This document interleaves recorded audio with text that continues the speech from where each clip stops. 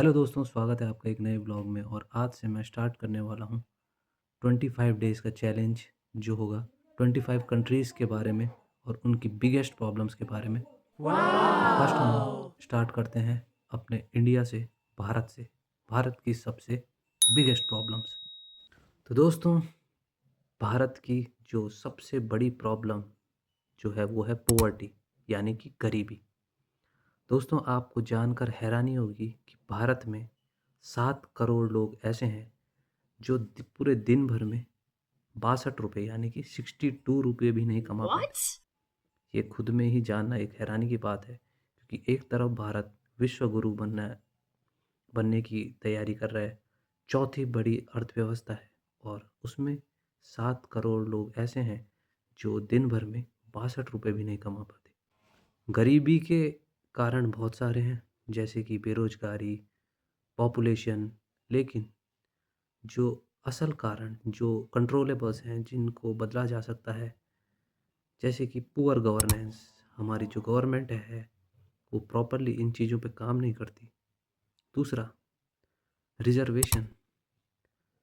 जो सरकारी फॉरम्स या किसी भी चीज़ में छूट मिलती है, तो क्या ये उन लोगों को मिलती है जो लोग डिज़र्व करते हैं, या फिर ये उन लोगों तक पहुंचती भी है?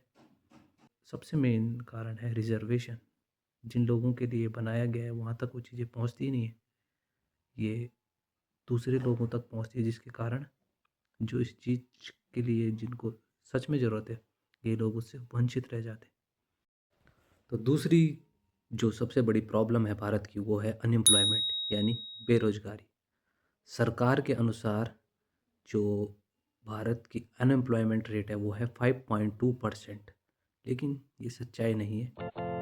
5.2% से कहीं ज़्यादा अनएम्प्लॉयमेंट रेट है हमारे देश की। और सबसे पहले एम्प्लॉयमेंट कहते किसे हैं? जो सरकार हमें एक रोज़गार प्रोवाइड करती है, कोई भी अपना काम कर रहा है अगर, तो उसे एम्प्लॉयमेंट नहीं कहा जाएगा। अगर कोई एक अपना अपनी दुकान खोलता है या अपना एक छोटा कुछ भी बिजनेस खोलता है, उसे एम्प्लॉयमेंट नहीं कहा जा सकता, क्योंकि वो खुद अपने लिए कुछ रोज़गार खोज रहा है, बना रहा है।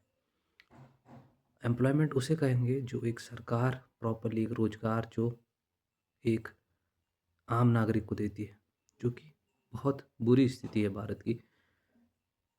लगभग आजकल ग्रेजुएशन और उससे पोस्ट ग्रेजुएशन भी आज के यूथ ने करा हुआ है। लिटरेसी रेट बहुत हाई है, लेकिन उस प्रकार की जॉब्स प्रोवाइड नहीं होती। फॉर्म्स आते हैं, या तो वो डिले होते हैं, एग्ज़ाम्स होते हैं तो वो लीक हो जाते हैं। अगर जॉब भी मिलती है किसी को तो वो कोर्ट में चले जाते हैं, सालों तक वेट करना पड़ता है। तो मतलब जो आज का यूथ है वो जितनी परेशानी में है, जितने वो डिप्रेस्ड है, उतना कोई नहीं है। बीटेक, एमटेक, बीबीए, एमबीए ऐसे बड़े बड़े कोर्स करके भी जो यूथ है उनको प्रॉपर उस तरीके की जॉब नहीं मिलती, जिसके कारण उनको मजबूरन ऐसी जॉब्स करनी पड़ती हैं जहाँ वो कम वेजेस में कम ज़्यादा घंटे काम करना पड़ता है उन्हें। और अनएम्प्लॉयमेंट एक बॉम्ब की तरह है।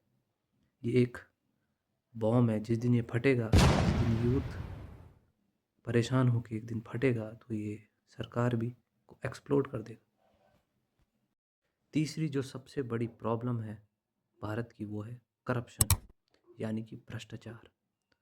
हम उस पे नहीं जाएंगे कि कौन भ्रष्ट है कौन नहीं है, लेकिन एक एग्जांपल से समझते हैं। अगर कोई एक पुल टूटता है, भ्रष्ट लोगों की वजह से टूटता है, क्योंकि उसके पीछे जो काम हुआ है, जितना पैसा लगा है, उतना उस पे जितना पैसा लगना चाहिए था उतना लगा नहीं।